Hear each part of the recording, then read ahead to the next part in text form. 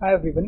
In this video we will see how to add a checkbox in Excel. You can use checkboxes to improve the formatting of your Excel file. So let's see how to do that. In order to add a checkbox to an Excel file, you need the developers tab, which is missing in my case. So what I'll do is just right click here. I'll say customize the ribbon, and here on the right side under main tabs I'll select developer.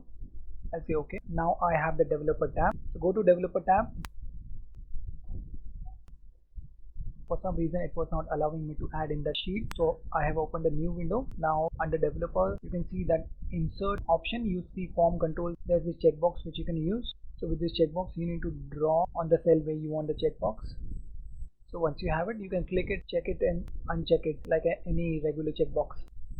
Now if you want to copy it onto the other cells, just go to the bottom of the cell and it changes to plus sign. Just drag it down, copies the checkboxes. So this is how you add a checkbox to an Excel file.